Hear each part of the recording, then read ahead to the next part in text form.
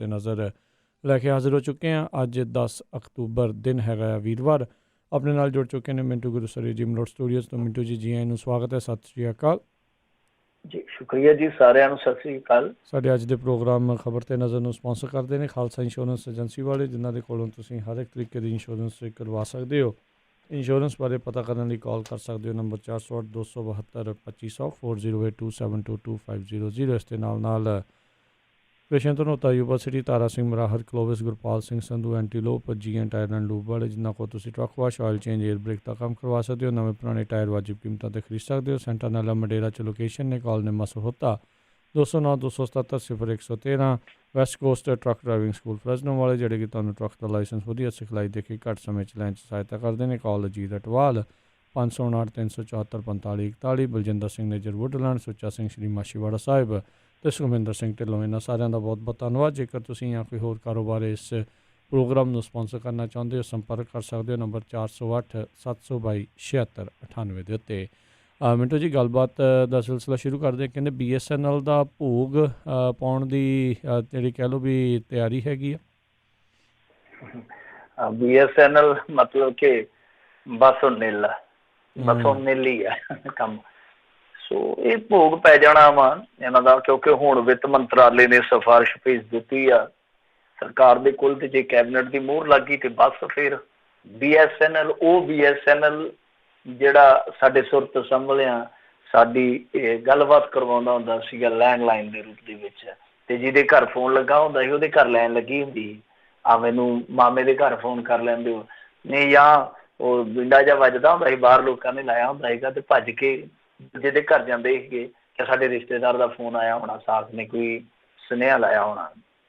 ਤਾਂ ਇਸ ਤਰ੍ਹਾਂ ਦਾ ਮਾਹੌਲ ਸੀਗਾ BSNL ਦਾ। ਤਾਂ ਉਸ ਤੋਂ ਬਾਅਦ ਫਿਰ ਪ੍ਰਾਈਵੇਟ ਪਲੇਅਰ ਇਸ ਮੈਦਾਨ 'ਚ ਆ ਗਏ, ਤੇ ਇਹ ਜਿਹੜੀ ਸਰਕਾਰੀ ਕੰਪਨੀ ਸੀਗੀ ਜਿਹਨੇ ਦੂਰ ਸੰਚਾਰ ਦੇ ਖੇਤਰ ਵਿੱਚ ਭਾਰਤ 'ਚ ਪਹਿਲੀ ਕ੍ਰਾਂਤੀ ਲਿਆਂਦੀ ਸੀਗੀ, ਇਹ ਵਿਚਾਰੀ ਜਿਹੜੀ ਆ ਲਤਾੜੀ ਗਈ। ਤਾਂ ਲਤਾੜੀ ਕਿਉਂ ਗਈ, ਉਹ ਜੇ ਆਪਾਂ ਚਿੱਠੇ ਫੋਲੀਏ ਤੇ ਕਈ ਕੁਛ ਨਿਕਲਣਾ ਵਾ।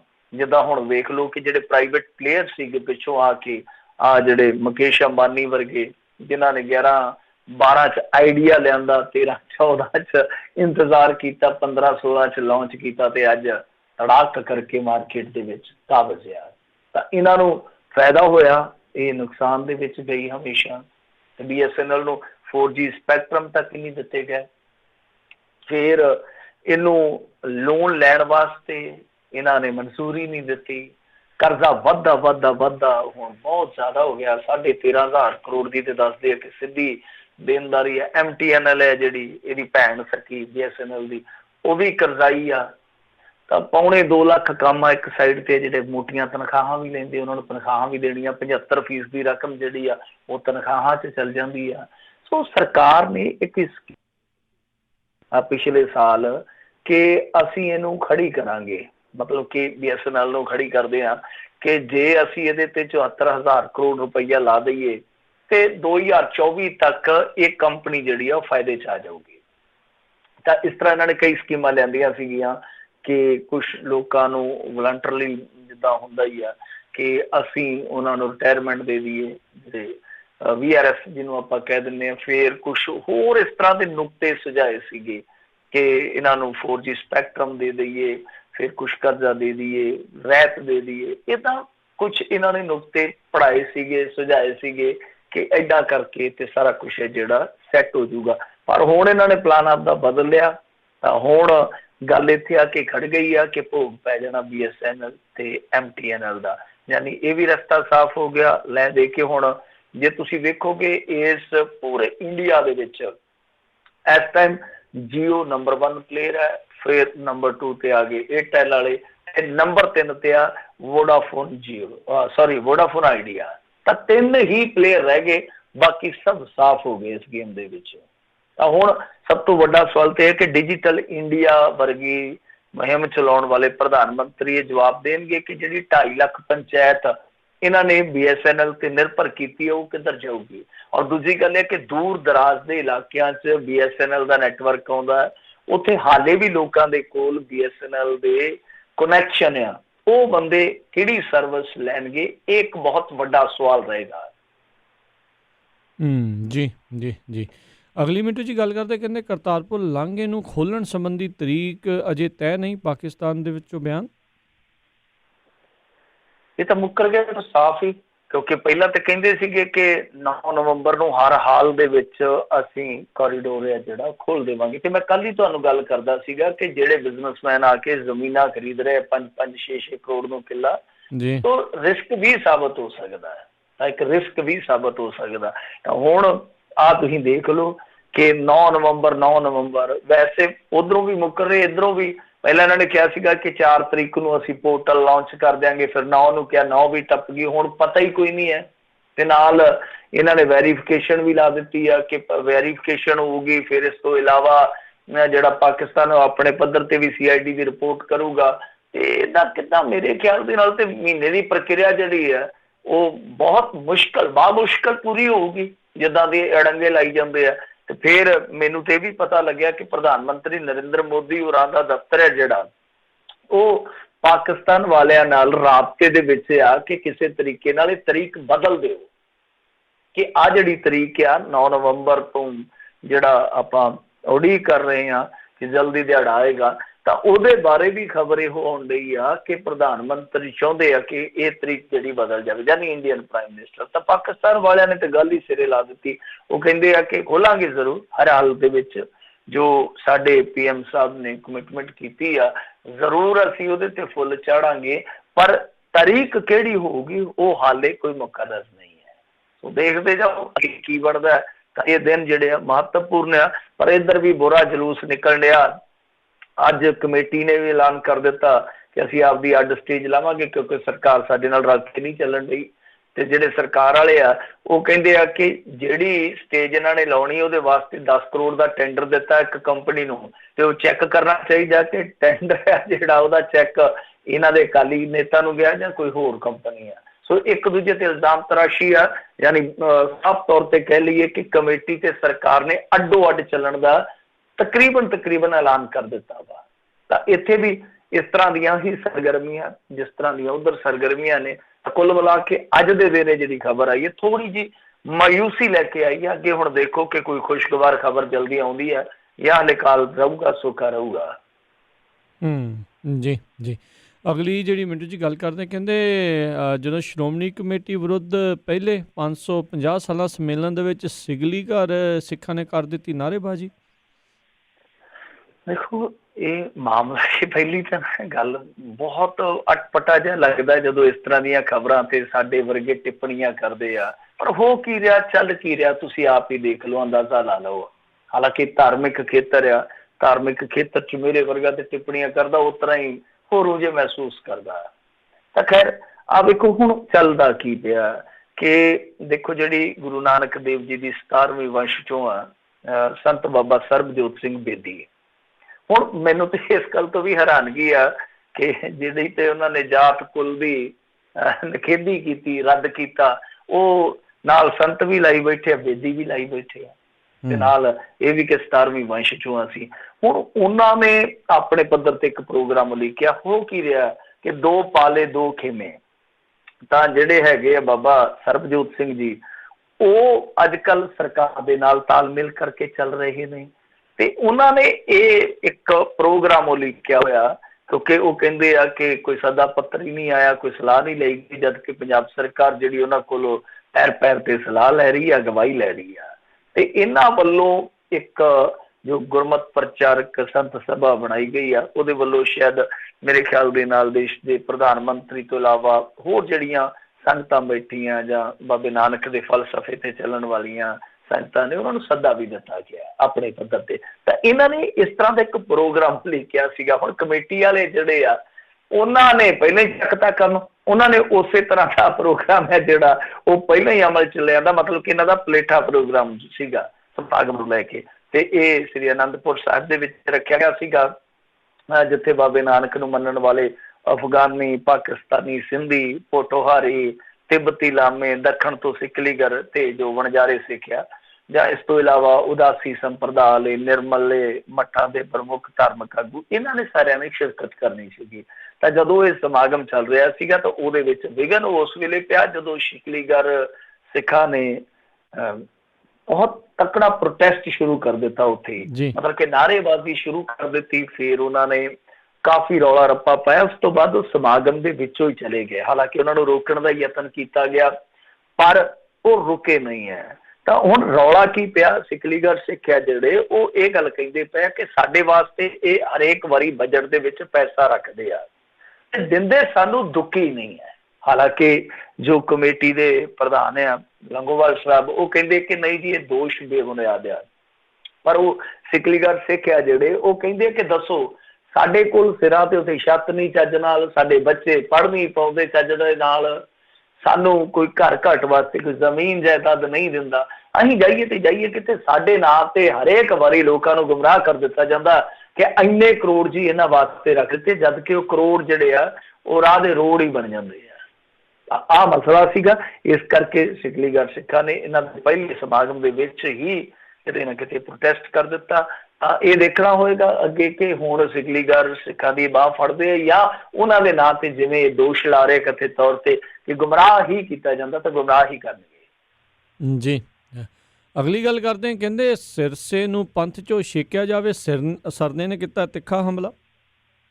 ਬੱਲੇ ਬੱਲੇ, ਅੱਜ ਤੇ ਇਸ ਤਰ੍ਹਾਂ ਦੀਆਂ ਹੀ ਖਬਰਾਂ ਤੁਸੀਂ ਲੈ ਰਹੇ ਹੋ ਕਿ ਸਰਨਾ, ਸਿਰਸਾ, ਲੰਗੋਵਾਲ ਸਾਹਿਬ ਇਹ ਸਾਰੇ ਹੀ ਆ ਗਏ ਆ। ਖੈਰ ਦੇਖੋ ਇਹ ਮਾਮਲਾ ਹੁਣ ਜਿਹੜਾ ਆ ਇਹ ਵੀ ਇੱਕ ਤਰ੍ਹਾਂ ਨਾਲ ਕਹਿ ਲਈਏ ਕਿ ਦਫਾੜ ਹੋਇਆ ਲੋਕਾਂ ਦਾ ਹੀ ਆ ਕਿ ਇਸ ਮੌਕੇ ਤੇ ਵੀ ਦਫਾੜ ਨੇ, ਜਦ ਕਿ ਹੁਣ ਤੇ ਏਕਤਾ ਹੋ ਜਾਣੀ ਚਾਹੀਦੀ ਸੀਗੀ ਕਿ ਚਲੋ ਆਪਾਂ ਰਲ ਮਿਲ ਕੇ ਭਾਈ ਸਮਾਗਮ ਨੇਪਰੇ ਚਾੜੀਏ। ਤੇਰ ਮੇਰ ਕਾਹਦੀ ਆ ਜੇ ਦੇਖੋ ਹੁਣ ਰੌਲਾ ਕੀ ਆ ਕਿ ਮਨਜਿੰਦਰ ਸਿੰਘ ਸਿਰਸਾ ਹੋਰਾਂ ਨੇ, ਤੁਹਾਨੂੰ ਪਤਾ ਹੀ ਹੈ ਵੈਸੇ ਤੇ ਜੋ ਉਹਨਾਂ ਨੇ ਕੀਤਾ ਉਹਦੇ ਬਾਰੇ ਮੈਂ ਤੁਹਾਨੂੰ ਪਹਿਲਾਂ ਵੀ ਜਾਣਕਾਰੀ ਦੇ ਚੁੱਕਾ ਕਿ ਇਹਨਾਂ ਨੇ ਆਪਣੇ ਪੱਧਰ ਤੇ ਆਖ ਦਿੱਤਾ ਜੀ ਕਿ ਸਾਡੇ ਕੋਲ ਵੀ ਪਰਮਿਸ਼ਨ ਹੈ, ਅਸੀਂ ਵੀ ਨਗਰ ਕੀਰਤਨ ਕਰ ਸਕਦੇ ਹਾਂ। ਪਰ ਬਾਅਦ ਦੇ ਵਿੱਚ ਹੁਣ ਗੱਲ ਗੋਲਮੋਲ ਜੀ ਕਰੀ ਜਾਂਦੇ, ਕਹਿੰਦੇ ਨਹੀਂ ਜੀ ਸਾਡੇ ਕੋਲ ਭਾਰਤੀ ਸਰਕਾਰ ਦੀਆਂ ਸਾਰੀਆਂ ਪਰਮਿਸ਼ਨਾਂ ਸਨ ਤੇ ਭਾਰਤੀ ਸਰਕਾਰ ਦੀਆਂ ਪਰਮਿਸ਼ਨਾਂ ਤੇ ਜਾ ਕੇ ਵਾਹਗਾ ਬਾਰਡਰ ਤੇ ਖਤਮ ਹੋ ਜਾਂਦੀਆਂ, ਗਾਂ ਥੋੜੀ ਚੱਲਦੀਆਂ ਨੇ। ਤਾਂ ਕਹਿਣ ਦਾ ਮਤਲਬ ਇਹ ਕਿ ਕਿਤੇ ਨਾ ਕਿਤੇ ਇਹਨਾਂ ਨੇ ਵੀ ਟੋਪੀ ਪਾਉਣ ਦਾ ਯਤਨ ਕੀਤਾ। ਟੋਪੀ ਪਾਉਣ ਤੋਂ ਭਾਵੇਂ ਹੁੰਦਾ ਵੀ ਲੋਕਾਂ ਨੂੰ ਗੁੰਮਰਾਹ ਕਰਨਾ। ਫਿਰ ਰੌਲਾ ਇਹ ਪਿਆ ਹੁਣ ਜਿੱਦਾਂ ਤੁਹਾਨੂੰ ਪਤਾ ਇੱਕ ਪਾਲਕੀ ਦਾ, ਉਸ ਪਾਲਕੀ ਲਈ ਇਹਨਾਂ ਨੇ ਮਾਇਆ ਇਕੱਠੀ ਕੀਤੀ ਆ, ਇਹਨਾਂ ਨੇ ਸੋਨਾ ਇਕੱਤਰ ਕੀਤਾ ਤੇ ਉਹਦੇ ਵਿੱਚ ਇਹ ਅੜੰਗਾ ਪੈ ਗਿਆ ਕਿ ਜੋ ਅਕਾਲ ਤਖਤ ਸਾਹਿਬ ਦੇ ਜਥੇਦਾਰ ਆ ਗਿਆਨੀ ਹਰਪ੍ਰੀਤ ਸਿੰਘ ਜੀ, ਉਹਨਾਂ ਨੇ ਰੋਕ ਲਾ ਦਿੱਤੀ। ਕਹਿੰਦੇ ਮਾਇਆ ਇਕੱਠੀ ਨਾ ਕਰੋ ਪਾਲਕੀ ਦੇ ਨਾਮ ਤੇ, ਤੁਸੀਂ ਇਹੋ ਪੈਸਾ ਹੈ ਜਿਹੜਾ ਉਹ ਜੋ ਪਾਕਿਸਤਾਨ ਦੇ ਵਿੱਚ ਸਿੱਖ ਵਸਦੇ ਉਹਨਾਂ ਦੇ ਬੱਚਿਆਂ ਦੀ ਸਿੱਖਿਆ ਜਾਂ ਸਿਹਤ ਤੇ ਖਰਚ ਕਰੋ। ਵੈਸੇ ਆਈਡੀਆ ਬੁਰਾ ਨਹੀਂ ਹੈ ਪਰ ਇਸ ਮਾਮਲੇ 'ਚ ਤੇ ਫਿਰ ਬਹੁਤ ਸਾਰੀਆਂ ਚੀਜ਼ਾਂ ਲਾਗੂ ਹੋ ਜਾਂਦੀਆਂ ਜੋ ਇਹ ਕਰਦੇ ਆ। ਤਾਂ ਹਰ ਇੱਕ ਮੁੱਦੇ ਤੇ ਕਹਿ ਸਕਦੇ ਕਿ ਸਿਕਲੀਗੜ੍ਹ ਸਿੱਖ ਤੇ ਇੱਥੇ ਪ੍ਰੋਟੈਸਟ ਕਰੀ ਜਾਂਦੇ ਆ, ਤੁਸੀਂ ਉਹਨਾਂ ਦਾ ਵੀ ਉਧਾਰ ਕਰੋ। ਤਾਂ ਇਹ ਰੌਲਾ ਪੈਣ ਡਿਆ ਹੁਣ ਜਿਹੜੇ ਸਰਨਾ ਬ੍ਰਦਰਸ ਆ ਉਹ ਹੋ ਗਿਆ ਹਮਲਾਵਰ ਥੋੜੇ। ਉਹ ਕਹਿੰਦੇ ਕਿ ਵੈਸੇ ਉਹਨਾਂ ਨੇ ਤੇ ਤੁਲਨਾ ਹੀ ਮਨਜਿੰਦਰ ਸਿੰਘ ਸਿਰਸਾ ਦੀ ਰਾਮ ਰਹੀਮ ਦੇ ਨਾਲ ਕਰ ਦਿੱਤੀ ਆ। ਉਹ ਕਹਿੰਦੇ ਆ ਕਿ ਇਹਨਾਂ ਦੋਵਾਂ ਸਿਰਸਿਆਂ ਨੇ ਬੜਾ ਕੰਮ ਖਰਾਬ ਕੀਤਾ ਹੋਇਆ ਤੇ ਕੌਮ ਨੂੰ ਖਰਾਬ ਕੀਤਾ ਹੋਇਆ। ਖੈਰ ਉਹਨਾਂ ਨੇ ਤਾਂ ਬਹੁਤ ਸ਼ਬਦ ਜਿਹੜੇ ਆ ਨਾ ਚੋਰ ਔਰ ਬਹੁਤ ਇਸ ਤਰ੍ਹਾਂ ਦੇ ਸ਼ਬਦ ਜਿਹੜੇ ਇਸਤੇਮਾਲ ਕੀਤੇ ਆ। ਹਾਲਾਂਕਿ ਦਿੱਲੀ ਕਮੇਟੀ ਨੇ ਖੰਡਨ ਕੀਤਾ ਇਹਨਾਂ ਦੋਸ਼ਾਂ ਦਾ। ਉਹ ਕਹਿੰਦੇ ਆ ਕਿ ਇਹਨਾਂ ਨੇ ਤੇ ਔਰਤਾਂ ਦੀਆਂ ਜਿਹੜੀਆਂ ਆਸਥਾਵਾਨ ਔਰਤਾਂ ਸੀ ਉਹਨਾਂ ਦੀਆਂ ਵਾਲੀਆਂ ਤੱਕ ਲਵਾ ਲਈਆਂ ਨੇ। ਇਹ ਤੇ ਚੋਰ ਨੇ, ਬਹੁਤ ਵੱਡੇ ਚੋਰ ਨੇ। ਇਹਨਾਂ ਨੇ ਬਹੁਤ ਪੈਸਾ ਇਕੱਤਰ ਕਰ ਲਿਆ, ਪਾਸਪੋਰਟ ਲੈ ਲਏ, ਲੋਕ ਭੇਟਾ ਲੈ ਲਈ। ਤਾਂ ਕਹਿਣ ਦਾ ਮਤਲਬ ਇਹ ਕਿ ਉਹ ਇੱਥੋਂ ਤੱਕ ਕਹਿ ਰਹੇ ਆ ਕਿ ਇਹਨਾਂ ਨੂੰ ਲੁੱਟ ਦਾ ਸਵਾਦ ਪਿਆ ਹੋਇਆ ਤੇ ਕੰਡੈਮ ਕਰਦੇ ਪਏ। ਸੋ ਮਸਲਾ ਜਿਹੜਾ ਵਿਗੜ ਗਿਆ। ਤੁਸੀਂ ਆਪ ਹੀ ਅੰਦਾਜ਼ਾ ਲਾ ਲਓ ਕਿ ਇੱਕ ਪਾਸੇ ਤੇ ਦੁਆਵਾਂ ਦਾ ਦੌਰ ਜਾਰੀ ਆ ਜਾਂ ਖੁਸ਼ੀਆਂ ਦੀ ਕਿਤੇ ਨਾ ਕਿਤੇ ਲਹਿਰ ਪੈ ਹੈ ਕਿ ਸਮਾਂ ਆ ਗਿਆ ਜਦੋਂ ਵਡਭਾਗੀ ਲੋਕ ਆ ਜਿਹੜੇ ਉਹ ਕਰਤਾਰਪੁਰ ਸਾਹਿਬ ਦੇ ਕੋਰੀਡੋਰ ਰਾਹੀਂ ਦਰਸ਼ਨ ਦੀਦਾਰ ਕਰ ਸਕਣਗੇ, ਬਾਬੇ ਨਾਨਕ ਦੀ ਧਰਤੀ ਨੂੰ ਸਿਜਦਾ ਕਰ ਸਕਣਗੇ। ਤੇ ਦੂਸਰੇ ਪਾਸੇ ਵੇਖੋ ਕਿ ਕੱਲੀ ਦੁਫੇੜ ਹੀ ਨਹੀਂ ਸਾਹਮਣੇ ਆ ਰਹੀ ਬਲਕਿ ਐਡੇ ਤਗੜੇ ਇਲਜ਼ਾਮ ਲੱਗ ਰਹੇ ਕਿ ਛੱਡੋ ਗੱਲ। ਤਾਂ ਇਹ ਵੇਖਣਾ ਹੋਏਗਾ ਕਿ ਅਕਾਲ ਤਖਤ ਦੇ ਜਥੇਦਾਰ ਜਿੱਦਾਂ ਕਹਿੰਦੇ ਆ ਕਿ ਭਾਈ ਦੋ ਧੜੇ ਨਹੀਂ ਚੱਲਣਗੇ, ਕਮੇਟੀ ਤੇ ਸਰਕਾਰ ਨਾਲ ਮਿਲ ਕੇ ਚੱਲੇ। ਕੋਈ ਵੀ ਨਹੀਂ ਚੱਲਿਆ, ਕੁਛ ਵੀ ਨਹੀਂ ਹੋਇਆ। ਹੁਣ ਉਹ ਕਹਿੰਦੇ ਆ ਕਿ ਨਗਰ ਕੀਰਤਨ ਇੱਕ ਜਾਊਗਾ, ਚਲੋ ਉਹਦੇ ਇੱਜ਼ਤ ਪੱਤ ਬਚਾਉਣ ਲਈ ਠੀਕ ਆ ਦਿੱਲੀ ਕਮੇਟੀ ਵਾਸਤੇ, ਚਲੋ ਸਭ ਨੇ ਸਵਾਗਤ ਕਰ ਦਿੱਤਾ। ਕੀ ਉਹ ਇੱਕ ਇਹੋ ਜਿਹਾ ਹੁਕਮਨਾਮਾ ਨਹੀਂ ਜਾਰੀ ਕਰ ਸਕਦੇ ਕਿ ਭਾਈ ਤੁਸੀਂ ਆਪਣੀ ਬੇਲੋੜੀ ਬਿਆਨਬਾਜ਼ੀ ਜਾਂ ਇਲਜ਼ਾਮ ਤਰਾਸ਼ੀ ਆ ਥੋੜੇ ਦਿਨ ਤੱਕ ਰੋਕ ਲਵੋ। ਬੰਦ ਤੇ ਤੁਸੀਂ ਨਹੀਂ ਜੇ ਕਰ ਸਕਦੇ ਤਾਂ ਘੱਟੋ ਘੱਟ ਤਮਾਸ਼ਾ ਜਿਹੜਾ ਇੱਕ ਵਾਰੀ ਬੰਦ ਕਰ ਲਓ। ਤੁਹਾਡਾ ਸਾਰਿਆਂ ਬਾਰੇ ਪਤਾ ਹੀ ਆ, ਸਾਰਿਆਂ ਦਾ ਲੋਕਾਂ ਨੂੰ ਪਤਾ ਹੀ ਆ ਕਿ ਕਿਸ ਤਰ੍ਹਾਂ ਦੀ ਤੁਹਾਡੀ ਰਾਜਨੀਤੀ ਆ, ਕਿਸ ਤਰ੍ਹਾਂ ਦੇ ਤੁਹਾਡੇ ਅਕਸ, ਕਿਸ ਤਰ੍ਹਾਂ ਦੇ ਤੁਹਾਡੇ ਵਿਹਾਰ ਆ। ਤਾਂ ਘੱਟੋ ਘੱਟ ਤਾਕੀਦ ਕਰਨੀ ਚਾਹੀਦੀ ਆ ਅਕਾਲ ਤਖਤ ਦੇ ਜਥੇਦਾਰ ਸਾਹਿਬ ਨੂੰ ਕਿ ਭਾਈ ਤੁਸੀਂ ਬਿਹਾਰ ਵਾਲਿਆਂ ਤੋਂ ਸਿੱਖ ਲਓ ਕਿ ਉਹਨਾਂ ਨੇ ਸਾਰਾ ਕੁਛ ਕੀਤਾ। ਉੱਥੇ ਵੀ ਤਾਂ ਕਮੇਟੀ ਸੀਗੀ ਨਾ ਤਖਤ ਸ੍ਰੀ ਪਟਨਾ ਸਾਹਿਬ ਦੀ, ਉਹਨਾਂ ਦੀ ਆਪਣੀ ਮੈਨੇਜਮੈਂਟ ਆ, ਤਾਂ ਉਹਨਾਂ ਨੇ ਕਿਸ ਤਰ੍ਹਾਂ ਰਲ ਕੇ ਸਰਕਾਰ ਦੇ ਨਾਲ ਤਾਲਮੇਲ ਕਰਕੇ ਇੱਕ ਵਿਲੱਖਣ ਕਾਰਜ ਜਿਹੜਾ ਉਹ ਨੇਪਰੇ ਚਾੜਿਆ। ਤਾਂ ਤੁਸੀਂ ਉਹਨਾਂ ਤੋਂ ਅਕਲ ਲੈ ਲਓ ਭੋਰਾ, ਘੱਟੋ ਘੱਟ ਮੂੰਹ ਹੀ ਬੰਦ ਕਰ ਲਓ 4 ਦਿਨ। ਜੀ ਜੀ ਜੀ। ਅਗਲੀ ਜਿਹੜੀ ਗੱਲ ਕਰਦੇ ਆ, ਕਹਿੰਦੇ ਵਿਜੀਲੈਂਸ ਹੁਣ ਆਪਣੇ ਪੱਧਰ ਤੇ ਪੜਤਾਲ ਨਹੀਂ ਕਰ ਸਕੇਗੀ। ਦੇਖੋ ਮੈਨੂੰ ਇਹ ਸਮਝ ਨਹੀਂ ਆਈ ਕਿ ਕਿਉਂਕਿ ਪੂਰੀ ਤਫਸੀਲ ਨਹੀਂ ਹੈ ਕਿ ਇਹ ਆਰਡਰ ਕਿੱਧਰੋਂ ਆਇਆ, ਸਮਝ ਤੋਂ ਪਰੇ ਦੀ ਹੈ ਕਿਉਂਕਿ ਸੈਂਟਰਲ ਵਿਜੀਲੈਂਸ ਬਿਊਰੋ ਵੀ ਹੈ ਇੱਕ। ਇਸ ਤੋਂ ਇਲਾਵਾ ਕਈ ਵਾਰ ਕੇਂਦਰ ਸਰਕਾਰ ਜਿਹੜੀ ਆ ਉਹ ਵੀ ਕਾਨੂੰਨ ਬਦਲਦੀ ਰਹਿੰਦੀ ਆ। ਜੇ ਪੰਜਾਬ ਸਰਕਾਰ ਨੇ ਆਪਣੇ ਪੱਧਰ ਤੇ ਇਹੋ ਜਿਹਾ ਕੋਈ ਕਾਨੂੰਨ 'ਚ ਬਦਲਾਅ ਕੀਤਾ ਤੇ ਇਹਦਾ ਦੂਸਰਿਆਂ ਨੇ ਵਿਰੋਧ ਕਿਉਂ ਨਹੀਂ ਕੀਤਾ, ਇਹ ਹੁਣ ਵਿਚਾਰਨ ਦਾ ਵਿਸ਼ਾ, ਵੇਖਣ ਦਾ ਵਿਸ਼ਾ। ਮੈਂ ਵੀ ਕੋਸ਼ਿਸ਼ ਕਰੂੰਗਾ ਕਿ ਤਹਿ ਤੱਕ ਜਾਇਆ ਜਾਵੇ ਇਸ ਮਾਮਲੇ 'ਚ। ਤਾਂ ਅੱਜ ਖਬਰਾਂ ਛਪੀਆਂ ਨੇ ਕਿ ਵਿਜੀਲੈਂਸ ਜਿਹੜੀ ਆ ਉਹ ਹੁਣ ਆਪਣੇ ਪੱਧਰ ਤੇ ਸਿੱਧੀ ਜਾ ਕੇ ਕਿਸੇ ਅਧਿਕਾਰੀ ਜਾਂ ਕਿਸੇ ਵੱਡੇ ਅਫਸਰ ਦੇ ਖਿਲਾਫ ਇਨਕੁਆਰੀ ਨਹੀਂ ਕਰ ਸਕਦੀ, ਕਾਰਵਾਈ ਨਹੀਂ ਕਰ ਸਕਦੀ। ਕਹਿਣ ਦਾ ਭਾਵ ਹੈ ਉਹਦੀਆਂ ਮੁਸ਼ਕਾਂ ਬੰਦ ਦਿੱਤੀਆਂ ਗਈਆਂ। ਹਾਂ, ਜਿੱਦਾਂ ਉਹ ਟਰੈਪ ਲਾਉਂਦੇ ਆ, ਸ਼ਿਕਾਇਤ ਮਿਲਦੀ ਆ, ਮੰਨ ਲਓ ਕੋਈ ਵਿਧਾਇਕ ਆ, ਕੋਈ ਮੰਤਰੀ ਆ, ਕੋਈ ਨੇਤਾ, ਕੋਈ ਹੋਰ ਅਫਸਰਾਨ ਹੈ, ਤਾਂ ਉਹਨਾਂ ਲਈ ਇਹ ਟਰੈਪ ਵਾਲਾ ਜਿਹੜਾ ਕੰਮ ਹੈ ਉਹ ਖੁੱਲ੍ਹਾ ਹੀ ਰਹੂਗਾ। ਮਤਲਬ ਕਿ ਉਹ ਟਰੈਪ ਲਾ ਕੇ ਕਿਸੇ ਨੂੰ ਰੰਗੇ ਹੱਥੀਂ ਗ੍ਰਿਫਤਾਰ ਕਰ ਸਕਦੇ, ਉਹ ਕੰਮ ਠੀਕ ਆ। ਪਰ ਜੇ ਮੰਨ ਲਓ ਕਿਸੇ ਅਧਿਕਾਰੀ ਕਰਮਚਾਰੀ ਦੀ ਸ਼ਿਕਾਇਤ ਆ ਤਾਂ ਉਹ ਸਿੱਧੇ ਜਾ ਕੇ ਉੱਥੇ ਪੜਤਾਲ 'ਚ ਨਹੀਂ ਲੱਗਣਗੇ। ਉਸ ਤੋਂ ਪਹਿਲਾਂ ਉਹਨਾਂ ਨੂੰ HOD ਭਾਵ ਹੈਡ ਆਫ ਦੀ ਡਿਪਾਰਟਮੈਂਟ ਹੁੰਦਾ ਜਿਹੜਾ, ਉਹਦੇ ਤੋਂ ਉਹ ਤੋਂ ਪਰਮਿਸ਼ਨ ਲੈਣੀ ਪਊਗੀ, ਅਲਾਓ ਕਰਾਉਣਾ ਪਊਗਾ ਕਿ ਹਾਂ ਅਸੀਂ ਆਹ ਪੜਤਾਲ ਕਰ ਲਈਏ ਜਾਂ ਨਾ। ਜੇ ਮੰਨ ਲਓ ਉਹ ਹੈਡ ਆਫ ਦੀ ਡਿਪਾਰਟਮੈਂਟ ਰੋਕ ਦਿੰਦਾ ਕਿ ਤੁਸੀਂ ਇਸ ਤਰ੍ਹਾਂ ਨਹੀਂ ਕਰ ਸਕਦੇ, ਤਾਂ ਉਹ ਜਾਂਚ ਪੜਤਾਲ ਅੱਗੇ ਨਹੀਂ ਤੋੜ ਸਕਣਗੇ। ਤਾਂ ਇਹ ਆਪਣੇ ਆਪ ਦੇ ਵਿੱਚ ਹੈਰਾਨ ਕਰਨ ਵਾਲੀ ਖਬਰ ਆ ਕਿ ਵਿਜੀਲੈਂਸ ਨੂੰ ਇਸ ਤਰ੍ਹਾਂ ਰੋਕ ਦਿੱਤਾ ਗਿਆ। ਵੈਸੇ ਤੇ ਵਿਜੀਲੈਂਸ ਤੁਹਾਨੂੰ ਪਤਾ ਹੀ ਆ ਕਿਸ ਤਰ੍ਹਾਂ ਕੰਮ ਕਰਦੀ ਹੈ ਪੰਜਾਬ ਦੇ ਵਿੱਚ, ਪਰ ਜੇ ਇਸ ਤਰ੍ਹਾਂ ਦਾ ਇੱਕ ਬਹਾਨਾ ਮਿਲ ਗਿਆ ਤੇ ਇਹ ਤੇ ਬਹੁਤ ਖੱਜਲ ਖੁਆਰਤਾ ਹੋਰ ਵੱਧ ਜਾਏਗੀ।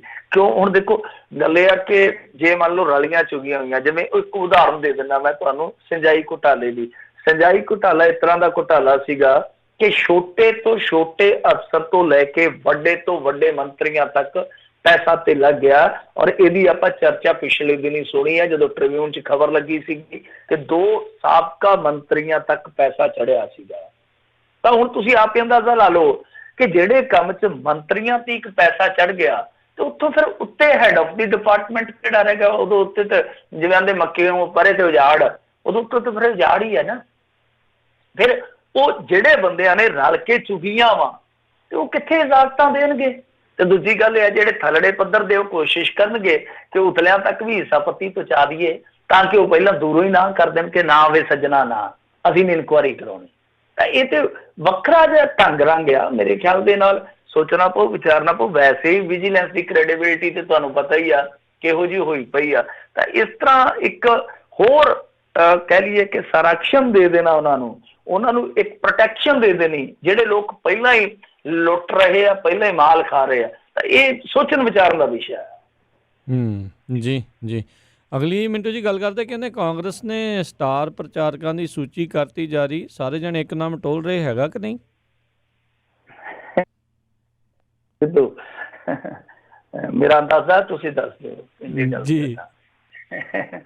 ਦੇਖੋ ਹਾਂ, ਅਕਾਲੀ ਦਲ ਬਾਦਲ ਵਾਲਿਆਂ ਨੇ ਵੀ ਆਪਣੇ ਪ੍ਰਚਾਰਕਾਂ ਦੀ ਸੂਚੀ ਆ ਜਿਹੜੀ ਮੇਰੇ ਖਿਆਲ ਦੇ ਨਾਲ ਚੋਣ ਕਮਿਸ਼ਨ ਪਾਸ ਭੇਜ ਦਿੱਤੀ ਆ ਤੇ ਉਹ ਵੀ ਪਰਮਿਸ਼ਨ ਲੈ ਕੇ ਜਲਦੀ ਉਹ ਵੀ ਅਨਾਉਂਸਮੈਂਟ ਕਰ ਦੇਣਗੇ।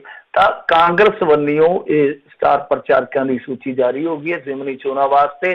ਤਾਂ ਉਹਨਾਂ ਦੇ ਵਿੱਚ ਨਵਜੋਤ ਸਿੰਘ ਸਿੱਧੂ ਚਰਚਿਤ ਚਿਹਰਾ ਜਿਹੜਾ ਉਹ ਹੈਗਾ। ਤਾਂ ਇਹ 40 ਜਿਹੜੇ ਮੁੱਖ ਸਟਾਰ ਪ੍ਰਚਾਰਕ ਹੈ ਇਹਨਾਂ ਦੇ ਉਸ ਸੂਚੀ 'ਚ ਹੈ, ਪਰ ਦਰਜਾਬੰਦੀ 'ਚ ਫਾੜੀ ਕਰ ਦਿੱਤਾ ਸਿੱਧੂ ਨੂੰ। 69ਵੇਂ ਨੰਬਰ ਤੇ ਨਾਮ ਹੈ ਨਵਜੋਤ ਸਿੰਘ ਸਿੱਧੂ ਦਾ, ਜਿਹੜਾ ਕਿ ਟੌਪ ਤੇ ਹੁੰਦਾ ਸੀ ਕਦੇ। ਤਾਂ ਅੱਜ ਉਹ ਲਾ ਲਓ ਕਿ ਬੋਟਮ ਤੇ ਚਲਾ ਗਿਆ, 40 'ਚੋਂ 69ਵੇਂ ਨੰਬਰ ਤੇ। ਤਾਂ ਦਰਜਾਬੰਦੀ ਜਿਵੇਂ ਤੁਹਾਨੂੰ ਪਤਾ ਹੀ ਨਾ, ICC ਦੀ ਇੱਕ ਦਰਜਾਬੰਦੀ ਹੁੰਦੀ ਆ ਤੇ ਜਦੋਂ 4 ਕੁ ਮੈਚ ਕੋਈ ਲੂਜ਼ ਕਰ ਜਾਂਦਾ ਤੇ ਉਹਦੀ ਦਰਜਾਬੰਦੀ ਘਟ ਜਾਂਦੀ ਹੈ। ਤਾਂ ਇਹਦਾ ਮਤਲਬ ਹੈ ਕਿ ਨਵਜੋਤ ਸਿੰਘ ਸਿੱਧੂ ਦੀ ਦਰਜਾਬੰਦੀ ਜਿਹੜੀ ਆ ਉਹ ਮੁਸਲਸਲ ਘਟੀ ਆ ਅੱਗੇ ਨਾਲੋਂ। ਤਾਂ ਖੈਰ ਹੁਣ ਵੇਖਣ ਵਾਲੀ ਗੱਲ ਇਹ ਰਹੂਗੀ, ਜਿੱਦਾਂ ਮੈਂ ਕੁਛ ਨਾਂ ਤੁਹਾਨੂੰ ਦੱਸ ਦੇਵਾਂ, ਉਤਸੁਕਤਾ ਹੋਵੇਗੀ ਕੁਛ ਲੋਕਾਂ ਦੀ। ਤਾਂ ਕੈਪਟਨ ਅਮਰਿੰਦਰ ਸਿੰਘ, ਅੰਬਿਕਾ ਸੋਨੀ, ਸੁਨੀਲ ਜਾਖੜ, ਫਿਰ ਇਸ ਤੋਂ ਇਲਾਵਾ ਰਜਿੰਦਰ ਕੌਰ ਭੱਠਲ, ਜਸਬੀਰ ਸਿੰਘ ਡਿੰਪਾ, KL ਸ਼ਰਮਾ, ਕੁਲਦੀਪ ਸਿੰਘ ਨਾਗਰਾ, ਮੇਰੇ ਖਿਆਲ ਦੇ ਨਾਲ ਕੁਲਜੀਤ ਸਿੰਘ ਨਾਗਰਾ ਹੋਣੇ ਆ, ਤਾਂ ਗੁਰਕੀਰਤ ਸਿੰਘ ਕੋਟਲੀ, ਪ੍ਰਤਾਪ ਸਿੰਘ ਬਾਜਵਾ, ਸ਼ਮਸ਼ੇਰ ਸਿੰਘ ਦੂਲੋ, ਮਹਿੰਦਰ ਸਿੰਘ KP, ਪ੍ਰਨੀਤ ਕੌਰ, ਮਨੀਸ਼ ਤਿਵਾੜੀ ਇਤਿਹਾਦਕ, ਮਨਪ੍ਰੀਤ ਸਿੰਘ ਬਾਦਲ, ਲਾਲੂ ਸਾਧੂ ਸਿੰਘ, ਧਰਮਸੋਤ, ਰਜਿੰਦਰ ਸਿੰਘ ਬਾਜਵਾ ਮੰਤਰੀ ਆ ਗਏ ਹਨਾ। ਤਾਂ ਪੂਰੇ ਤਾਂ ਵਕੀਲਾਂ ਨੇ, ਰਾਜਾ ਵੜਿੰਗ ਆ ਗਿਆ, ਕੁਸ਼ਲਦੀਪ ਸਿੰਘ ਢਿੱਲੋਂ ਆ ਗਿਆ, ਇੰਦਰਵੀਰ ਸਿੰਘ ਬੁਲਾਰੀ ਆ ਗਿਆ, ਤਰਸੇਮ ਸਿੰਘ DC ਆ ਗਿਆ। ਯਾਨੀ ਇਹ 40 ਲਾ ਲਓ ਤੁਸੀਂ, ਮੈਂ ਤੁਹਾਨੂੰ ਨਾਂ ਗਿਣਾ ਦਿੱਤੇ ਆ। ਤਾਂ ਉਹਨਾਂ ਦੇ ਵਿੱਚ ਹੁਣ ਜਿਹੜਾ ਇੱਕ ਚਰਚਿਤ ਨਾਂ ਜਿੱਦਾਂ ਤੁਸੀਂ ਜ਼ਿਕਰ ਕੀਤਾ ਨਵਜੋਤ ਸਿੰਘ ਸਿੱਧੂ ਦਾ, ਤਾਂ ਸਾਰਿਆਂ ਦੀ ਨਿਗਾਹ ਰਹੂਗੀ ਕਿ ਕੀ ਉਹ ਇਸ ਸੱਦੇ ਨੂੰ ਪਹਿਲਾਂ ਪ੍ਰਵਾਨ ਕਰਦਾ ਹੈ ਕਿ ਹਾਂ ਭਾਈ ਮੈਂ ਚੋਣ ਪ੍ਰਚਾਰ ਵਾਸਤੇ ਮੈਦਾਨ 'ਚ ਉਤਰੂੰਗਾ, ਔਰ ਜੇ ਉਹ ਕਰਦਾ ਕਿ ਭਾਈ ਪਾਰਟੀ ਦਾ ਮਾਮਲਾ ਕਿਤੇ ਕੱਲ ਨੂੰ ਫੇਰ ਗਰਾਰੀ ਨਾ ਫਸ ਜਾਵੇ, ਤਾਂ ਕੀ ਉਸ ਢੰਗ ਨਾਲ ਪ੍ਰਚਾਰ ਕਰੂਗਾ ਜਿਸ ਰੰਗ ਨਾਲ, ਜਿਸ ਢੰਗ ਨਾਲ ਪਿਛਲੀ ਦਫਾ ਉਹਨੇ ਕੀਤਾ ਸੀਗਾ। ਤੇ ਨਾਲੇ ਵੀ ਸਵਾਲ ਉੱਠੇਗਾ ਨਾ ਕਿ ਅੱਗੇ ਜਦੋਂ ਉਹਨੇ ਪ੍ਰਚਾਰ ਕੀਤਾ ਸੀ ਤੇ ਕੈਪਟਨ ਅਮਰਿੰਦਰ ਸਿੰਘ ਕਹਿੰਦਾ ਸੀਗਾ ਕਿ ਜਿੱਥੇ ਜਿੱਥੇ ਸਿੱਧੂ ਗਿਆ ਉੱਥੇ ਉੱਥੇ ਸਾਡਾ ਬੇੜਾ ਬੈਠਾ ਵਾ। ਤਾਂ ਹੁਣ ਨਵਜੋਤ ਸਿੰਘ ਸਿੱਧੂ ਜਿੱਥੇ ਜਿੱਥੇ ਜਾਏਗਾ ਉੱਥੇ ਬੇੜਾ ਕਿੱਦਾਂ ਤਰੂਗਾ, ਇਹ ਵੀ ਇੱਕ ਸਵਾਲ ਜਿਹੜਾ ਹਵਾ ਦੇ ਵਿੱਚ ਤੈਰੂਗਾ। ਜੀ ਜੀ ਜੀ ਅਗਲੀ ਜਿਹੜੀ ਗੱਲ ਕਰਦੇ ਹਾਂ, ਕਹਿੰਦੇ ਸੰਘ ਦੇ ਬਿਆਨ ਨੇ ਅਕਾਲੀਆਂ ਨੂੰ ਕਸੂਤਾ ਫਸਾਇਆ, ਆਪ ਨੇ ਵਿਰੋਧਤਾ ਕੀਤੀ। ਦੇਖੋ ਵਿਰੋਧਤਾ ਤੇ ਮੇਰੇ ਖਿਆਲ ਦੇ ਨਾਲ ਲੰਗੋਵਾਲ ਸਾਹਿਬ ਨੇ ਵੀ ਕਰ ਦਿੱਤੀ ਆ, ਉਹਨਾਂ ਨੇ ਵੀ ਕਹਿ ਦਿੱਤਾ, ਪਰ ਅਕਾਲੀਆਂ ਦੀ ਸਥਿਤੀ ਥੋੜੀ ਜਿਹੀ ਨਾ ਕਸੂਤੀ ਹੋਈ ਪਈ ਆ। ਕਸੂਤੀ ਇਉਂ ਹੋਈ ਪਈ ਆ ਕਿ ਉਹ ਹੁਣ ਖੁੱਲ ਕੇ ਬੋਲ ਵੀ ਨਹੀਂ ਸਕਦੇ ਤੇ ਖੁੱਲ ਕੇ ਇਹਨਾਂ ਦੇ ਸਟੈਂਡ ਦੇ ਨਾਲ ਸਟੈਂਡ ਵੀ ਨਹੀਂ ਕਰ ਸਕਦੇ, ਕਿਉਂਕਿ RSS ਤੇ ਤੁਹਾਨੂੰ ਪਤਾ ਹੀ ਆ ਕਿ ਉਹ ਤੇ ਮੰਨਦੇ ਆ ਕਿ ਜੋ ਸਿੱਖ ਮਤ ਹੈ, ਸਿੱਖ ਧਰਮ ਆ, ਉਹ ਹਿੰਦੂ ਧਰਮ ਦਾ ਹੀ ਹਿੱਸਾ। ਹੁਣ ਤੇ ਉਹਨਾਂ ਨੇ ਸਿੱਧੇ ਨੰਗੇ ਚਿੱਟੇ ਤੌਰ ਤੇ ਕਹਿ ਦਿੱਤਾ ਕਿ ਨਹੀਂ ਭਾਈ ਸਾਰੇ ਨਾਗਰਿਕ ਹੀ ਹਿੰਦੂ ਆ, ਤਾਂ ਜਿੱਦਾਂ ਦਾ ਬਿਆਨ ਉਹਦਾ ਆਇਆ। ਤਾਂ ਹੁਣ ਅਕਾਲੀਆਂ ਵਾਸਤੇ ਸਥਿਤੀ ਕਸੂਤੀ ਆ ਕਿ ਕੀ ਉਹ ਇਹਦੀ ਨਖੇਦੀ ਕਰਨਗੇ ਖੁੱਲੇ ਰੂਪ 'ਚ। ਹਾਲਾਂਕਿ ਕਮੇਟੀ ਦਾ ਪ੍ਰਧਾਨ ਜਿਹੜਾ ਬੋਲਿਆ ਵਾ ਉਹ ਆਪਣੇ ਪੱਧਰ ਤੇ ਬੋਲਿਆ ਜਾਂ ਅਕਾਲੀ ਦਲ ਵੱਲੋਂ ਬੁਲਾਇਆ ਗਿਆ, ਉਹ ਤੇ ਆਪਾਂ ਨਹੀਂ ਕਹਿ ਸਕਦੇ। ਪਰ ਜਿੱਦਾਂ ਇੱਕ ਬਹੁਤ ਪੁਰਾਤਨ ਪਾਰਟੀ ਹੈ, ਜਿੱਦਾਂ ਆਪਾਂ ਲਾ ਲਈਏ ਕਿ ਜੇ ਕਾਂਗਰਸ ਨੂੰ ਛੱਡ ਦਈਏ, ਉਸ ਤੋਂ ਬਾਅਦ ਇੰਡੀਆ ਦੇ ਵਿੱਚ ਜੇ ਕੋਈ ਪੁਰਾਣੀ ਪਾਰਟੀ ਹੈ ਤਾਂ ਉਹ ਸ਼੍ਰੋਮਣੀ ਅਕਾਲੀ ਦਲ ਆ। ਤਾਂ ਸ਼੍ਰੋਮਣੀ ਅਕਾਲੀ ਦਲ ਦੇ ਚਲੋ ਅੱਗੇ ਕਈ ਹਿੱਸੇ ਬਣੇ ਆ, ਤਾਂ ਉਹ ਮੰਨ ਲਓ ਜੇ ਇਸ ਮੁੱਦੇ ਤੇ ਚਾਹੇ ਕੋਈ ਵੀ ਸ਼੍ਰੋਮਣੀ ਹੈ, ਜਿਹੜਾ ਸ਼੍ਰੋਮਣੀ ਅਕਾਲੀ ਦਲ ਆਪਦੇ ਨਾਲ ਲਾਉਂਦਾ, ਚਾਹੇ ਕੋਈ ਵੀ ਆ, ਤਾਂ ਜੇ ਉਹ ਇਸ ਬਿਆਨ ਨੂੰ ਕੱਟਦਾ ਨਹੀਂ ਹੈ, ਜੇ ਇਸ ਬਿਆਨ ਨੂੰ ਉਹ ਰੱਦ ਨਹੀਂ ਕਰਦਾ ਜਾਂ ਉਹਦੀ ਵਿਰੋਧਤਾ ਨਹੀਂ ਕਰਦਾ, ਤਾਂ ਕਿਤੇ ਨਾ ਕਿਤੇ ਸਵਾਲ ਤੇ ਉੱਠਣਗੇ, ਚਾਹੇ ਕੋਈ ਵੀ ਆ। ਕਿਉਂਕਿ ਇਹ ਉਹ ਪਾਰਟੀ ਹੈ ਜੋ ਸਿੱਖਾਂ ਦੇ ਹਿੱਤਾਂ ਲਈ, ਸਿੱਖਾਂ ਦੇ ਨਿਆਰੇਪਣ ਲਈ ਬਹੁਤ ਤਕੜੇ ਸੰਘਰਸ਼, ਬਹੁਤ ਤਕੜੇ ਘਾਲਣਾ ਚੋਂ ਨਿਕਲ ਕੇ ਆਈ ਹੈ। ਸੋ ਹੁਣ ਉਹਨਾਂ ਦੀ ਚੁੱਪੀ ਹੈ ਜਿਹੜੀ, ਉਹਦੇ ਤੇ ਭਾਈ ਸਵਾਲ ਤੇ ਹੋਣਗੇ। ਵੈਸੇ ਤੁਹਾਨੂੰ ਪਤਾ ਹੀ ਆ ਕਿ ਇਹ ਤੀਰ ਜਾਂ ਚਲਾ ਦਿੰਦੇ ਹੁੰਦੇ ਨੇ ਜਿਹਦੇ ਵਿੱਚ ਉਹਦੀ ਚਰਚਾ ਜਿਹੜੀ ਹੁੰਦੀ ਆ, ਪਰ ਮੇਰੇ ਖਿਆਲ ਦੇ ਨਾਲ ਕਾਂਗਰਸ ਨੇ ਇਹਦਾ ਵਿਰੋਧ ਨਹੀਂ ਕੀਤਾ ਖੁੱਲ ਕੇ, ਜਿਹੜਾ ਕਿ ਹੋਣਾ ਚਾਹੀਦਾ ਸੀ। ਜੇ ਆਪਾਂ ਕੌਮੀ ਪੱਧਰ ਤੇ ਵੇਖੀਏ, ਕਮਿਊਨਿਸਟ ਵੀ ਇੰਨੇ ਨਹੀਂ ਬੋਲੇ, ਇਹ ਵੀ ਹੈਰਾਨਗੀ ਵਾਲੀ ਗੱਲ ਆ। ਹੋਰ ਵੀ ਜਿਹੜੇ, ਕਿਉਂਕਿ ਉਹ ਤੇ ਮੰਨ ਕੇ ਚੱਲ ਰਹੇ ਸ਼ਾਇਦ, ਤਾਂ ਲੈਫਟਿਸਟ ਦੀ ਵੀ ਮੇਰੇ ਖਿਆਲ ਦੇ ਨਾਲ ਕਿਤੇ ਨਾ ਕਿਤੇ ਸਮੱਸਿਆ ਕਿ ਉਹ ਖੁੱਲ ਕੇ ਵਿਰੋਧ ਵੀ ਦਰਜ ਨਹੀਂ ਕਰਵਾ ਪਾ ਰਹੇ, ਪਤਾ ਨਹੀਂ ਕਿੱਥੇ ਸਮੱਸਿਆ ਬਾਤ। ਤਾਂ ਦੂਸਰੇ ਜਿਹੜੇ ਆ ਉਹ ਤਾਂ ਮੰਨ ਕੇ ਚੱਲਦੇ ਕਿ ਕੋਈ ਗੱਲ ਨਹੀਂ, ਉਹ ਤਾਂ ਮੰਨ ਕੇ ਪਹਿਲਾਂ ਚੱਲਦੇ, ਕਿਉਂਕਿ ਆਪਾਂ ਦੇਖਿਆ ਹੀ ਕਿ ਸੌਫਟ ਹਿੰਦੂ ਤੋਂ ਲੈ ਕੇ ਚੱਲੇ ਆ ਇਹ ਕਾਂਗਰਸੀ, ਔਰ ਇਹਨਾਂ ਨੂੰ ਮੂੰਹ ਦੀ ਖਾਣੀ ਪਈ ਆ। ਇਹ ਤਾਂ ਬੋਲ ਵੀ ਨਹੀਂ ਸਕਦੇ, ਇੰਨੇ ਕਸੂਤੇ ਫਸਾ ਦਿੱਤੇ ਆ ਨਾ ਮੋਦੀ ਹੋਰਾਂ ਨੇ, ਇਹ ਖੁੱਲ ਕੇ ਬੋਲ ਵੀ ਨਹੀਂ ਸਕਦੇ, ਵਿਰੋਧ ਵੀ ਨਹੀਂ ਕਰ ਸਕਦੇ ਇਹਨਾਂ ਚੀਜ਼ਾਂ ਦੇ। ਸੋ ਕਾਂਗਰਸ ਜਿਹੜੀ ਆ ਲਗਭਗ ਇਸ ਮੁੱਦੇ ਤੇ ਧਾਰਾਸ਼ਾਹੀ ਹੋ ਚੁੱਕੀ ਆ। ਤਾਂ ਖੇਤਰੀ ਪਾਰਟੀਆਂ ਜਿਹੜੀਆਂ ਬਚੀਆਂ ਨੇ, ਜਿਨ੍ਹਾਂ ਚੋਂ ਅਕਾਲੀ ਦਲ ਹੈ ਜਾਂ ਹੋਰ, ਤਾਂ ਇਹ ਜੇ ਨਹੀਂ ਬੋਲਦੇ ਤਾਂ ਫਿਰ ਤੇ ਤੁਹਾਨੂੰ ਪਤਾ ਹੀ ਹੈ ਮਾਮਲਾ ਗੜਬੜਿਆ। ਪਰ ਮੇਰੇ ਖਿਆਲ ਦੇ ਨਾਲ ਮੋਹਨ ਭਾਗਵਤ ਨੂੰ ਠੋਕ ਕੇ ਜਵਾਬ ਦੇਣਾ ਚਾਹੀਦਾ ਸੀਗਾ। ਹਿਸਟਰੀ ਦੇ ਜੇ ਆਪਾਂ ਦੇਖੀਏ ਸੰਦਰਭ ਦੇ ਵਿੱਚ, ਤਾਂ ਸਾਡੇ ਕੋਲ ਬਹੁਤ ਕੁਛ ਹੈ ਕਹਿਣ ਨੂੰ, ਤੇ ਜੇ ਸ਼੍ਰੋਮਣੀ ਅਕਾਲੀ ਦਲ ਨਹੀਂ ਕਹਿੰਦਾ, ਉਹਦੀ ਚੁੱਪੀ ਆ ਜਿਹੜੀ, ਉਹ ਫਿਰ ਉਹਨੂੰ ਘੇਰੂਗੀ ਕਿਤੇ ਨਾ ਕਿਤੇ। ਕਿਉਂਕਿ ਜਿੱਦਾਂ ਅੱਗੇ ਆਪਾਂ 370 ਦੇ ਮੁੱਦੇ ਤੇ ਵੇਖਿਆ ਸੀਗਾ, ਸ਼੍ਰੋਮਣੀ ਅਕਾਲੀ ਦਲ ਬਾਦਲ ਦੇ ਬੁਲਾਰਿਆਂ ਨੂੰ ਟੈਲੀਵਿਜ਼ਨ ਡਿਬੇਟ ਤੇ ਗੱਲ ਨਹੀਂ ਸੀ ਆਉਂਦੀ ਕਿ ਅਸੀਂ ਹੁਣ ਕਹੀਏ ਕਿ ਪਾਰਟੀ ਦਾ ਸਟੈਂਡ ਹੀ ਕੁਛ ਐਸਾ ਸੀਗਾ। ਅਨੰਦਪੁਰ ਸਾਹਿਬ ਦੇ ਮਤੇ ਦੇ ਹੱਕ ਦੇ ਵਿੱਚ ਖਲੋਣ ਵਾਲੇ ਲੋਕ ਅੱਜ ਕਿੱਦਾਂ ਬਦਲੇ, ਉਹਦੇ ਤੇ ਬਹੁਤ ਸਾਰੇ ਸਵਾਲ ਉੱਠੇ ਸੀਗੇ, ਤਾਂ ਜਵਾਬ ਦੇਣਾ ਔਖਾ ਹੋ ਰਿਹਾ ਸੀ ਬੁਲਾਰਿਆਂ ਨੂੰ। ਤਾਂ ਇਸ ਮੁੱਦੇ ਤੇ ਵੀ ਜਵਾਬ ਦੇਣਾ ਔਖਾ ਹੋ ਜਾਊਗਾ, ਜਦ ਕਿ ਇਹਨਾਂ ਦੇ ਕੋਲ ਕਹਿਣ ਲਈ ਬਹੁਤ ਕੁਛ ਆ। ਇਹ ਨਹੀਂ ਹੈ ਕਿ ਇਹਨਾਂ ਦੇ ਕੋਲ ਕਹਿਣ ਲਈ ਹੈ ਨਹੀਂ ਕੁਛ, ਪਰ ਰੌਲਾ ਇਹ ਹੈ ਕਿ ਕਹਿਣ ਲਈ ਜ਼ਰੂਰਤ ਹੈ ਨਹੀਂ, ਤੇ ਜਾਂ ਫਿਰ ਮੌਕਾ ਹੈ ਨਹੀਂ ਇਹਨਾਂ ਦੇ ਕੋਲ। ਜੀ ਜੀ ਜੀ। ਅਤੇ ਅਗਲੀ ਜਿਹੜੀ ਮਿੰਟੂ ਜੀ ਆਪਾਂ ਗੱਲ ਕਰਦੇ ਹਾਂ, ਕਹਿੰਦੇ ਹੁਣ ਮਨਜਿੰਦਰ ਸਿਰਸੇ ਦਾ ਦਾਅਵਾ ਵੀ ਕਾਲੀ ਸੂਚੀ ਸੱਚਮੁੱਚ ਹੀ ਜਿਹੜੀ ਉਹ ਖਤਮ ਕਰ ਦਿੱਤੀ ਗਈ। ਦੇਖੋ ਇਹਨਾਂ ਦਾ ਦਾਅਵਾ ਹੈ, ਪਰ ਕਈ ਵਾਰ ਇਹਨਾਂ ਦੇ ਦਾਅਵੇ ਨਾ ਪੁੱਠੇ ਵੀ ਪੈ ਜਾਂਦੇ ਆ। ਇੱਕ ਵਾਰੀ ਜਦੋਂ ਹੋਇਆ ਸੀਗਾ ਸਰਜੀਕਲ ਸਟ੍ਰਾਈਕ ਦਾ ਰੌਲਾ ਪਿਆ ਸੀ, ਤੇ ਇਹਨਾਂ ਨੂੰ ਪਤਾ ਨਹੀਂ ਪਬਜੀ ਵਾਲੀ ਕਿਹੜੀ ਗੇਮ ਉਹਦੀ ਵੀਡੀਓ ਪਾ ਦਿੱਤੀ ਸੀਗੀ। ਐਸਾ ਦਾਅਵਾ ਨਿਕਲਦਾ ਇਹਨਾਂ ਦਾ ਕਈ ਵਾਰ। ਤਾਂ ਖੈਰ ਚਲੋ ਇਹ ਹੁਣ ਵੇਖਣ ਵਾਲੀ ਗੱਲ ਆ ਕਿ ਕਿੱਦਾਂ ਪ੍ਰਮਾਣਿਤ ਕਰਦੇ ਇਸ ਦਾਅਵੇ ਨੂੰ। ਤਾਂ ਇਹਨਾਂ ਨੇ ਦਾਅਵਾ ਕੀਤਾ, ਕਹਿੰਦੇ ਆ ਕਿ ਕੇਂਦਰ ਸਰਕਾਰ ਨੇ ਦਿੱਲੀ ਹਾਈ ਕੋਰਟ ਦੇ ਵਿੱਚ ਹਲਫੀਆ ਬਿਆਨ ਦਾਇਰ ਕਰਕੇ ਸੂਚਿਤ ਕਰ ਦਿੱਤਾ ਹੈ ਕਿ ਦੋਵਾਂ ਨੂੰ ਛੱਡ ਕੇ ਕਾਲੀ ਸੂਚੀ ਵਿੱਚੋਂ ਸਾਰੇ ਨਾਂ ਜਿਹੜੇ ਮਨਫੀ ਕਰ ਦਿੱਤੇ ਗਏ, ਮਤਲਬ ਕਿ ਕੱਢ ਦਿੱਤੇ ਗਏ ਆ। ਤੇ ਹੁਣ ਇਹ ਜਿਹੜੀ ਪਟੀਸ਼ਨ ਪਾਈ ਗਈ ਸੀ ਇਸ ਬਾਬਤ, ਉਹਦਾ ਨਿਪਟਾਰਾ ਵੀ ਕੋਰਟ ਨੇ ਸ਼ੁਰੂ ਕਰ ਦਿੱਤਾ। ਤਾਂ ਇਹਨਾਂ ਨੇ ਆਪਣੇ ਵੱਲੋਂ ਤਸੱਲੀ ਦਿੱਤੀ ਹੈ ਕਿ ਸਾਰਾ ਮਾਜਰਾ ਸਾਫ਼ ਹੋ ਚੁੱਕਾ ਤੇ ਇਹ ਜਿਹੜੀ ਸੂਚੀ ਹੈ ਲਗਭਗ ਖਤਮ ਹੋ ਗਈ ਹੈ, ਸਿਰਫ 2 ਨਾਮਾਂ ਨੂੰ ਛੱਡ ਕੇ। ਤਾਂ ਕਹਿਣ ਦਾ ਮਤਲਬ ਕਿ ਜੇ ਔਨ ਰਿਕਾਰਡ ਗੱਲਾਂ ਆ ਗਈਆਂ ਨੇ, ਕਿਉਂਕਿ ਵੈਸੇ ਕੁਝ ਸਿੱਖ ਆਗੂ ਆ ਜਿਹੜੇ, ਕੁਝ ਸਿੱਖ ਧਿਰਾਂ ਜਿਹੜੀਆਂ ਉਹ ਪਹਿਲਾਂ ਹੀ ਸਵਾਲ ਕਰ ਰਹੀਆਂ ਸੀਗੀਆਂ ਕਿ ਜੇ ਮੰਨ ਲਓ ਕਾਲੀ ਸੂਚੀ ਲਗਭਗ ਖਤਮ ਹੋ ਚੁੱਕੀ ਆ ਤੇ ਕੋਈ ਓਫੀਸ਼ੀਅਲੀ ਅਨਾਉਂਸਮੈਂਟ ਕਰ ਦਿਓ, ਕੋਈ ਡਾਕੂਮੈਂਟ ਜਿਹੜੇ ਆ ਜਨਤਕ ਕਰ ਦਿਓ। ਤਾਂ ਹੁਣ ਜੇ ਮੰਨ ਲਓ ਰਿਕਾਰਡ ਤੇ ਆ ਗਏ, ਜਿਹੜੀ ਚੀਜ਼ ਅਦਾਲਤ 'ਚ ਆ ਗਈ ਆ, ਤਾਂ ਉਹਨੂੰ ਪਬਲਿਕ ਡੋਮੇਨ 'ਚ ਤੇ ਬੜਾ ਸੌਖਿਆਂ ਲਿਆਂਦਾ ਜਾ ਸਕਦਾ RTI ਰਾਹੀਂ, ਜਾਂ ਤੁਸੀਂ ਜੇ ਧਿਰ ਹੋ ਤਾਂ ਤੁਹਾਨੂੰ ਰਿਕਾਰਡ ਦੀ ਕਾਪੀ ਉੱਦਾਂ ਹੀ ਮਿਲ ਜਾਂਦੀ ਆ। ਜੇ ਪਟੀਸ਼ਨ ਦੀ ਹੁਣ ਨਿਪਟਾਰੇ ਦੀ ਵਾਰੀ ਆ ਗਈ ਆ ਤਾਂ ਫਿਰ ਤਾਂ ਬਹੁਤ ਸੌਖਾ ਕੰਮ ਆ। ਤਾਂ ਘੱਟੋ ਘੱਟ ਇਹਨਾਂ ਨੂੰ ਦੱਸ ਦੇਣਾ ਚਾਹੀਦਾ ਕਿ 2 ਨਾਂ ਜਿਹੜੇ ਬੱਚੇ ਆ ਉਹ ਕਿਹੜੇ ਆ, ਜਿਹੜੀ ਸੂਚੀ ਖਤਮ ਕੀਤੀ ਗਈ ਆ ਉਹ ਕਿਹੜੀ ਆ, ਤੇ ਇਹ ਸੂਚੀ ਅੰਤਮ ਸੀ ਜਾਂ ਸੂਚੀ ਕੋਈ ਹੋਰ ਵੀ ਰੱਖੀ ਬੈਠੇ ਆ। ਇਹ ਸਾਰੀਆਂ ਚੀਜ਼ਾਂ ਜਿਹੜੀਆਂ ਦੱਸ ਦੇਣੀਆਂ ਚਾਹੀਦੀਆਂ, ਕਿਉਂਕਿ ਇਸ ਟਾਈਮ ਮਨਜਿੰਦਰ ਸਿੰਘ ਸਿਰਸਾ ਇੱਕ ਤਰ੍ਹਾਂ ਨਾਲ ਕਹਿ ਲਈਏ ਕਿ ਸਾਲਸੀ ਕਰ ਰਹੇ ਆ, ਇੱਕ ਤਰ੍ਹਾਂ ਨਾਲ ਕਹਿ ਲਈਏ ਵਿਚੋਲਗੀ ਕਰ ਰਹੇ ਆ ਲੋਕਾਂ ਦੀ, ਖਾਸ ਤੌਰ ਤੇ ਸਿੱਖਾਂ ਦੀ, ਔਰ ਦੂਸਰੇ ਪਾਸੇ ਕੇਂਦਰ ਸਰਕਾਰ ਦੀ, ਕਿ ਨਹੀਂ ਵਿੱਚ ਵਿਚਾਲੇ ਅਸੀਂ ਆ ਬਈ ਇਹ ਮਾਮਲਾ ਡਨ ਹੋ ਚੁੱਕਾ। ਜੇ ਡਨ ਹੋ ਚੁੱਕਾ ਵਧੀਆ ਗੱਲ ਆ, ਕ੍ਰੈਡਿਟ ਚਾਹੇ ਅਕਾਲੀ ਲੈ ਸਕਣ ਚਾਹੇ ਭਾਜਪਾ ਵਾਲੇ ਲੈ ਸਕਣ, ਕੋਈ ਇਤਰਾਜ਼ ਨਹੀਂ ਹੈ। ਤੇ ਇਹ ਸਾਫ਼ ਹੈਗਾ ਤਾਂ ਇਹਦੇ ਵਿੱਚ ਸਾਫ਼ ਤੌਰ ਤੇ ਫਿਰ ਜਿਹੜੀਆਂ ਚੀਜ਼ਾਂ ਉਹ ਲੋਕਾਂ 'ਚ ਰੱਖ ਦੇਣੀਆਂ ਚਾਹੀਦੀਆਂ ਜਨਤਕ ਤੌਰ ਤੇ। ਜੀ ਜੀ। ਜਾਂਦੇ ਜਾਂਦੇ ਮਿੰਟੂ ਜੀ ਗੱਲ ਕਰੀਏ, ਇੱਕ RTI ਤੋਂ ਪਤਾ ਲੱਗਾ ਆ ਵੀ ਜਿਹੜੀ SBI ਆ ਉਹਨਾਂ ਨੇ ਹੁਣ ਤੱਕ 220 ਡਿਫਾਲਟਰਾਂ ਦਾ 76,000 ਕਰੋੜ ਤੋਂ ਵੱਧ ਦਾ ਕਰਜ਼ਾ ਜਿਹੜਾ ਉਹ ਮਾਫ਼ ਕਰ ਦਿੱਤਾ ਆ। ਇੱਦਾਂ ਦੇ ਹੋਰ ਵੀ ਕਈ ਬੈਂਕ ਨੇ ਜਿਨ੍ਹਾਂ ਦੇ ਨਾਮ ਇਸ ਦੇ ਵਿੱਚ ਆਏ ਨੇ ਹੁਣ। ਦੇਖੋ ਇਹ ਨਾ ਇੱਕ ਗੇਮ ਹੈ, ਇੱਕ ਖੇਡ, ਇਹਨੂੰ ਸਮਝਣ ਦੀ ਜ਼ਰੂਰਤ ਹੈ। ਜਿਹੜੇ ਲੋਕ ਬੈਂਕਿੰਗ ਸੈਕਟਰ ਦੇ ਨਾਲ ਜੁੜੇ ਉਹ ਬੜੇ ਸਹਿਜੇ ਇਸ ਚੀਜ਼ ਨੂੰ ਸਮਝ ਲੈਂਦੇ ਆ ਕਿ ਆ ਜਿਹੜਾ ਹੁਣ PMC ਘੁਟਾਲਾ ਕੀ ਹੈ, ਘੁਟਾਲੇ ਦੀ ਜੜ ਤੱਕ ਜਾਓਗੇ। ਇੱਕ ਕੰਪਨੀ ਸੀਗੀ ਜਿਹੜੀ ਕਿ ਬਿਲਕੁਲ ਖਸਤਾ ਹਾਲ ਕੰਪਨੀ ਸੀਗੀ, ਉਹਨੂੰ ਇਹਨਾਂ ਨੇ ਲੋਨ ਦਿੱਤਾ ਚੱਕ ਕੇ 8800 ਕਰੋੜ ਤੁਹਾਡੇ ਐਸੈਟ ਸੀਗੇ ਤੇ ਵਿੱਚੋਂ ਚੱਕ ਕੇ 6500 ਕਰੋੜ ਉਹਨੂੰ ਲੋਨ ਦੇ ਦਿੱਤਾ। ਤੇ ਜਿਹੜੀ ਕੰਪਨੀ ਕਦੇ ਕਰਜ਼ਾ ਮੋੜਨ ਦੀ ਪੋਜੀਸ਼ਨ 'ਚ ਹੀ ਹੈ ਨਹੀਂ ਸੀਗੀ, ਉਹ ਕੀ ਹੈ, ਇੱਕ Kapila.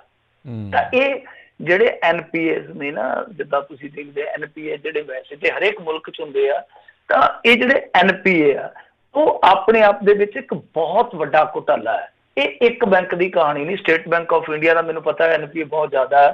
State bank of India ਨਹੀਂ, ਪੂਰੇ ਜਿਹੜੇ ਜਨਤਕ ਸੈਕਟਰ ਦੇ ਬੈਂਕ ਆ, ਸਾਰਾ ਡਾਟਾ ਚੱਕ ਲਓ। ਇੰਡੀਆ 'ਚ ਮੇਰੇ ਖਿਆਲ ਦੇ ਨਾਲ 10 ਲੱਖ ਕਰੋੜ ਰੁਪਇਆ ਜਿਹੜਾ ਉਹ ਜਨਤਕ ਸੈਕਟਰ ਦੇ ਬੈਂਕਾਂ ਦਾ NPA ਇਸ ਟਾਈਮ। 10 ਲੱਖ ਕਰੋੜ ਦੇ ਵਿੱਚੋਂ ਰਕਮ ਦਾ ਇੱਕ ਹਿੱਸਾ ਕੱਢ ਦਿਓ, ਜਿਹੜਾ ਚਲੋ ਉਦਯੋਗ ਹੁੰਦਾ, ਜਿਹੜਾ ਇੱਕ ਤੁੱਕਾ ਹੀ ਹੁੰਦਾ, ਬਿਜ਼ਨਸ ਆਲਵੇਜ਼ ਔਨ ਰਿਸਕ। ਤਾਂ ਇਹ ਜਿਹੜਾ ਠੀਕ ਹੈ ਕਿ ਲੋਨ ਗਿਆ, ਅਗਲੇ ਨੇ ਬਿਜ਼ਨਸ ਕੀਤਾ, ਬਿਜ਼ਨਸ ਨਹੀਂ ਆਇਆ, NPA ਹੋ ਗਿਆ, ਔਰ ਪੂਰਾ ਮੁਲਕ ਤਰੱਕੀ ਕਰਦਾ, ਉਹ ਉਦਯੋਗ ਦੇ ਸਿਰ ਤੇ ਹੀ ਕਰਦਾ। ਤਾਂ ਕਰਜ਼ਾ ਦੇਣਾ ਹੀ ਪੈਂਦਾ, ਬੈਂਕ ਵੀ ਕਰਜ਼ਾ ਦਿੱਤਿਆਂ ਹੀ ਚੱਲਦੇ ਆ। ਪਰ ਇੱਕ ਹਿੱਸਾ ਜੇ ਛੱਡ ਦਿਓਗੇ ਕਿ ਸਹੀ ਹੱਥਾਂ 'ਚ ਗਿਆ, ਬਾਕੀ ਜੋ ਮੈਂ ਤੁਹਾਨੂੰ NPA ਦੀ ਰਕਮ ਦਿੱਤੀ ਆ ਉਹਦੇ ਵਿੱਚੋਂ ਬਹੁਤ ਵੱਡਾ ਘੁਟਾਲਾ ਹੈ। ਤਾਂ NPA ਦਿੱਤੇ ਜਾਂਦੇ ਆ, NPA ਪੈਦਾ ਕੀਤੇ ਜਾਂਦੇ ਆ, NPA ਮੁੜ ਕੇ ਟੱਕੇ ਜਾਂਦੇ ਆ। ਸੋ ਇਹ ਗੇਮ ਹੈ, ਇੱਕ ਬਹੁਤ ਵੱਡੀ ਗੇਮ ਹੈ। ਸਧਾਰਨ ਭਾਰਤੀ ਨੂੰ ਜੇ ਆਪਾਂ ਸਮਝਾਵਾਂਗੇ, ਉਹਨੇ ਕਹਿਣਾ ਭਰਾਵਾ ਛੱਡ। ਜਿਵੇਂ ਆਂਦੇ ਹੁੰਦੇ ਨਾ, ਭੁੱਖੇ ਨੂੰ ਪੁੱਛਿਆ ਕਿ 2 ਤੇ 2 ਕਿੰਨੇ, ਉਹਨੇ ਕਿਹਾ ਦਫਾ ਕਰ, ਪਤਾ ਨਹੀਂ ਕਿੰਨੇ ਦੇ, ਮੈਨੂੰ ਤਾਂ ਰੋਟੀ ਦਾ ਪਤਾ ਹੈ। ਤਾਂ ਉਹਨਾਂ ਨੂੰ ਤਾਂ ਰੋਟੀ ਦਾ ਪਤਾ, ਇਹਨਾਂ ਖੇਡਾਂ ਦਾ ਨਹੀਂ ਪਤਾ। ਇਹ ਹੁੰਦਾ ਫਰੋਡਬਾਜ਼ੀਆਂ ਚੱਕ ਲਓ, ਹੋਰ ਇਹੋ ਜਿਹੀਆਂ ਚੀਜ਼ਾਂ ਚੱਕ ਲਓ, ਉਹਨਾਂ 'ਚ ਇਹ ਚੀਜ਼ਾਂ ਸਾਫ਼ ਤੌਰ 'ਤੇ ਦਿਖਾਈ ਦਿੰਦੀਆਂ ਕਿ ਕਿਸ ਤਰ੍ਹਾਂ ਚੂਸਿਆ ਜਾ ਰਿਹਾ ਇਹਨਾਂ ਚੀਜ਼ਾਂ ਨੂੰ। ਜੀ ਜੀ ਮਿੰਟੂ ਜੀ, ਬਹੁਤ ਬਹੁਤ ਤੁਹਾਡਾ ਧੰਨਵਾਦ, ਤੁਸੀਂ ਸਾਡੇ ਨਾਲ ਜੁੜੇ, ਇਹਨਾਂ ਖਬਰਾਂ ਬਾਰੇ ਜਾਣਕਾਰੀਆਂ ਦਿੱਤੀਆਂ। ਅਗਲੀ ਵਾਰ ਤੱਕ ਲਈ ਬੜੀ ਮਿਹਰਬਾਨੀ, ਪਿਆਰ ਭਰੀ ਸਤਿ ਸ਼੍ਰੀ ਅਕਾਲ ਜੀ। ਸਤਿ ਸ੍ਰੀ ਅਕਾਲ ਜੀ। ਜੀ ਦੇ ਸਰੋਤਿਓ, ਇੱਥੇ ਸਾਡਾ ਅੱਜ ਦਾ ਪ੍ਰੋਗਰਾਮ ਸਮਾਪਤ ਹੈ। ਮਿਲਦੇ ਹਾਂ ਅਗਲੀ ਵਾਰ, ਉਦੋਂ ਤੱਕ ਲਈ ਮੇਰੇ ਵੱਲੋਂ ਵੀ ਤੁਹਾਨੂੰ ਸਭ ਨੂੰ ਪਿਆਰ ਸਤਿਕਾਰ ਸਹਿਤ ਸਤਿ ਸ਼੍ਰੀ ਅਕਾਲ। ਜਿੰਦੇ ਵਾਸਤੇ ਰਹੋ, ਹੱਸਦੇ ਖੇਲਦੇ ਰਹੋ, ਸੁਣਦੇ ਰਹੋ ਪੰਜਾਬੀ ਰੇਡੀਓ USA।